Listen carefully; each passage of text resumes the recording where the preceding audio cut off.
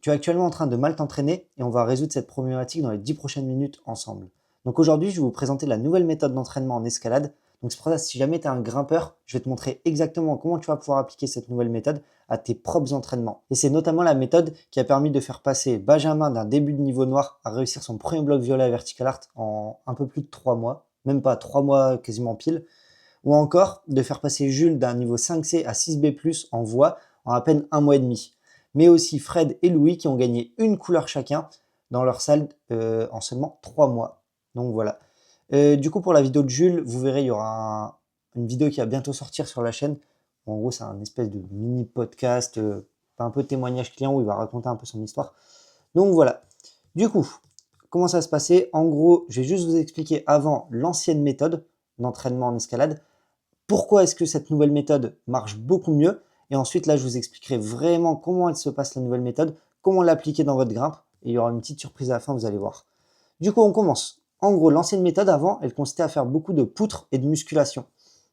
En gros, on faisait de la poutre et de la musculation pour développer ses qualités physiques. En fait, le problème de ça, c'est que tu développes du muscle, mais qui n'est pas du tout spécifique à la grimpe. Et ça, c'est pas du tout une bonne chose. En fait, tu deviens juste plus lourd, plus fatigué, et au final, tu ne gagnes que très peu de performance réelle sur le mur. C'est pour ça qu'en fait, on voit les personnes qui conseillent de faire beaucoup de musculation, beaucoup de poutres, en fait, ils ont un peu des physiques de bodybuilder. Et si jamais vous regardez dans les grosses compétitions d'escalade, il n'y a personne qui a ce genre de physique. Ils sont tous très secs, avec pas énormément de masse musculaire. Et en fait, le pire dans tout ça, c'est qu'en fait, quand tu vas regarder les résultats clients de ces personnes-là, de ces coachs en escalade, coach entre gros guillemets, en fait, qu'est-ce qu'ils vont te montrer? Ils vont te montrer des nombres de tractions, des chronos sur des suspensions, du temps de gainage au sol. Mais en fait, ça veut pas du tout dire que ces personnes-là grimpent mieux. Et en fait, c'est pas parce que du coup tu sais faire plus de traction, que tu te suspends plus longtemps sur une poutre, que tu vas forcément être meilleur en escalade. Voire même au contraire, c'est pas du tout corrélé. Ça veut juste dire qu'ils sont meilleurs à faire des tractions, mais pas en escalade. Et du coup, c'est pour ça, si jamais toi, ton objectif, c'est réellement de progresser en escalade, reste bien jusqu'à la fin. Et si jamais ton objectif, c'est juste de faire des tractions et tout ça, bah, tu peux déjà quitter la vidéo. Tandis qu'en fait, avec la nouvelle méthode, ce que je vois chez les personnes que moi, je coach personnellement, en fait, c'est qu'ils ne tiennent pas 15 secondes de plus sur une poutre. C'est vraiment qu'ils sortent enfin ce setup qu'ils essayaient depuis des mois. Et ça n'a rien à voir du tout. Comme là, par exemple, le témoignage d'Eva qui a pris du physique, parce que du coup, il faut quand même faire de la prépa physique, bien évidemment. Il faut quand même faire des séances de force et tout ça. Mais on va les faire, mais sur le mur. Et c'est beaucoup plus efficace. Parce qu'en plus de travailler ta force, déjà, tu travailles de la force spécifique. Parce qu'en fait, des tractions, c'est de la force, mais qui n'est pas spécifique du tout. C'est-à-dire qu'en fait, tu vas... Certes, en fait, déjà, une traction, par essence, c'est un mouvement qui n'est pas complet par rapport à l'escalade. C'est-à-dire qu'en fait, quand tu vas grimper, tu vas avoir deux prises. Déjà, tu n'as jamais deux bacs comme ça, comme quand tu fais des tractions. Tu vas avoir une prise plus haute, une prise plus basse, une prise inversée. Tu vas être dans du dévers. Tu vas avoir un pied qu'il faut griffer en même temps et il faut gainer.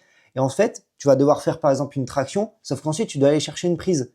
Tandis que dans la traction, juste tu fais ça et tu vas pas chercher rien. Non, juste tu tractes. Et donc, c'est pour ça c'est un mouvement qui n'est pas complet.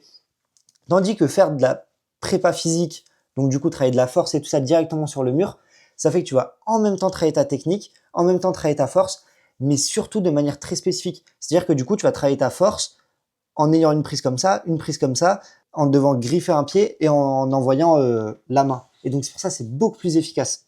Et du coup, en faisant ça, vous allez également progresser en traction. Pareil pour mon cas, moi personnellement, j'ai jamais fait de prépa physique car ce que j'aime en fait, c'est grimper. Et je voulais surtout pas perdre le plaisir en me forçant à faire des exos qui n'avaient rien à voir avec l'escalade. Quand j'étais plus jeune et que j'allais voir mes parents et que je leur disais je pars à l'escalade, bah, c'est vraiment pour partir à l'escalade et pour aller grimper. C'était pas pour au final aller faire des tractions et aller me suspendre sur une poutre. Non, ce que je voulais, c'était passer un bon moment avec mes potes, grimper et en plus progresser. Du coup, c'est pour ça que j'ai essayé de développer des méthodes d'entraînement sur le mur directement et sans avoir à faire de la poutre et tout ça. Et c'est même potentiellement ton cas aujourd'hui, tu veux pas aller à la salle pour faire de la poutre. Et c'est totalement normal, parce que t'as pas envie à la fin, en rentrant du boulot, tu es là et tu te dis, bah vas-y, je dois aller faire ma séance de poutre parce que sinon je vais pas progresser en escalade et tout. C'est totalement faux. Tu peux progresser sans avoir à faire cette séance de poutre super chiante. Et en plus, ce que je te dis là, c'est pas juste mon avis à moi. Regarde par exemple Yania, la meilleure grimpeuse de compétition, elle a jamais fait de préparation physique. Yeah, honestly, I don't do cardio, I don't do gym. Wow. I think the best training for climbing is just climbing. What do you think is the biggest mistake people do? Is there one thing that people... Hangboarding. Okay, wow. Don't kill me, don't kill me for. But for me, I've never done it in my life. Ou encore, on a Max Burton qui enchaîne du 9A à seulement 17 ans, donc qui est extrêmement fort. Pour autant, il n'a jamais fait de prépa physique. Non, voilà, je m'entraîne à 100% en escalade. Aucune prépa physique, pas de beastmaker, pas de développé couché, de pompe, non. C'est complètement basé sur l'escalade, sur la chaîne motrice. Et si même les meilleurs grimpeurs du monde, ils ont progressé comme ça, pourquoi tu as envie de t'infliger cette contrainte-là de faire de la prépa physique pas spécifique du tout, alors que même des grimpeurs extrêmement forts, ils en font pas, ou très très peu. Mais là, le cas de ces deux grimpeurs-là, ils en ont pas fait du tout. Donc c'est pour ça, toi qui n'es même pas encore à ton plein potentiel, perds pas ton temps clairement à faire des tractions ou à pendouiller sur une poutre. Et du coup, c'est l'ensemble de toutes ces choses-là. Donc le fait que moi, j'avais pas envie de faire de la prépa physique, que en plus je m'étais rendu compte qu'en fait les grimpeurs très forts, ils en faisaient eux aussi très peu, voire même pas du tout, qui m'a amené à créer ma propre méthode d'entraînement, qui est la méthode des 2 phases. Et c'est ce que je vais vous expliquer là. Et je vais vous montrer pourquoi est-ce que ça fonctionne beaucoup mieux, même si je pense que vous avez déjà à peu près compris. Donc en gros, la méthode des 2 phases, c'est super simple. Il y a 2 phases, comme le nom l'indique. Et en gros, il y a une phase de charge et une phase d'activation. Donc en gros, la phase de charge, le but, ça va être de mettre beaucoup d'essais dans un volume de blocs qui va être assez faible. Donc, en gros, c'est-à-dire que vous allez faire très peu de blocs différents, mais par contre, vous allez mettre beaucoup d'essais dans ce peu de blocs. Comme par exemple, vous allez faire 5, 6, 7 blocs dans la séance, ce qui est assez peu hein, en soi, après l'échauffement, vous faites 5, 6, 7 blocs, mais par contre, du coup, vous allez mettre 10, 15 essais dans ces blocs-là. Et en gros, ces séances-là vont avoir pour objectif de, comme vous mettez beaucoup d'essais dans un seul bloc, bah forcément, vous allez pouvoir aller dans des blocs plus durs. Et donc, du coup, vous allez travailler de la force, et c'est ce qui va vous permettre en fait de faire vraiment cette prépa physique, la phase de charge. Mais la prépa physique sur le mur. Et donc du coup, ça vous permet de travailler à la fois votre mental, donc avec la persévérance, parce que du coup, quand il faut mettre 15, 20 essais dans le même bloc, forcément, vous travaillez votre persévérance. Et en plus de ça, vous travaillez votre capacité physique. Pourquoi? Parce que comme vous allez dans des blocs plus durs, bah, vous allez travailler votre force, que ce soit à doigts, votre force à bras, et également votre endurance. Surtout si jamais vous faites de la voie, bah c'est là que vous allez travailler votre endurance et que vous allez faire vos séances de rési.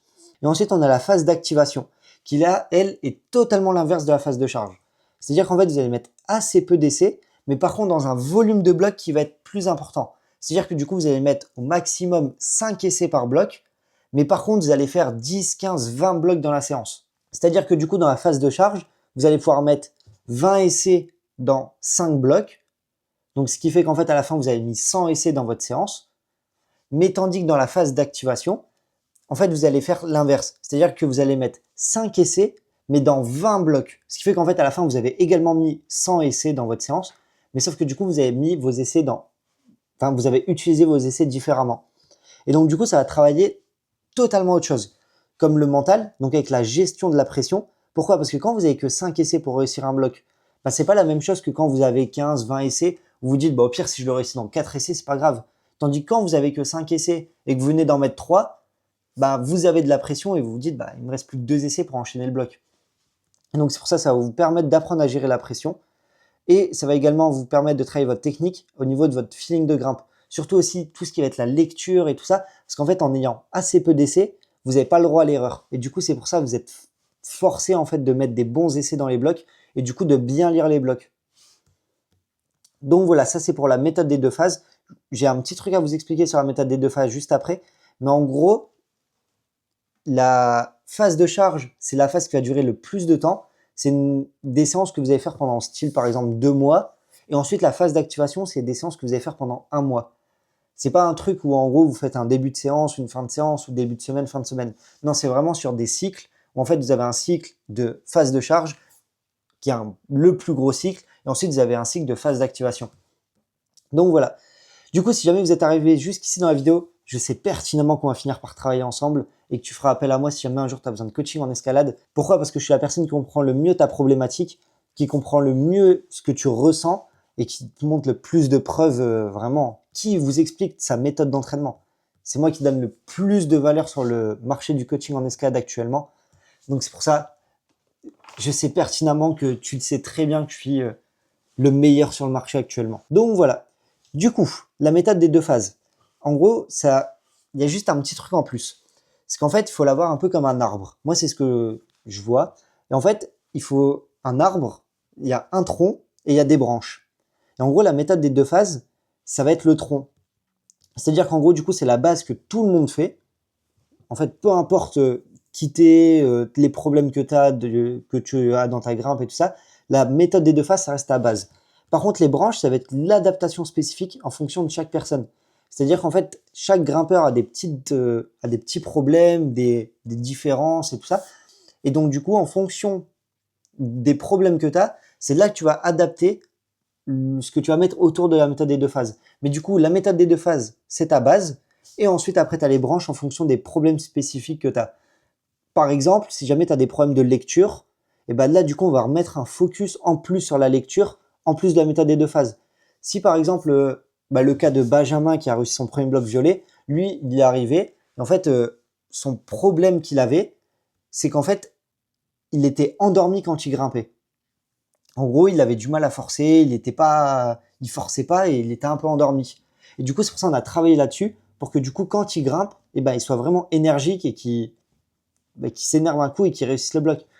J'ai eu aussi le cas totalement inverse avec Louis. En fait, lui, c'était l'inverse. Vraiment, il forçait tout le temps dans tous les moves.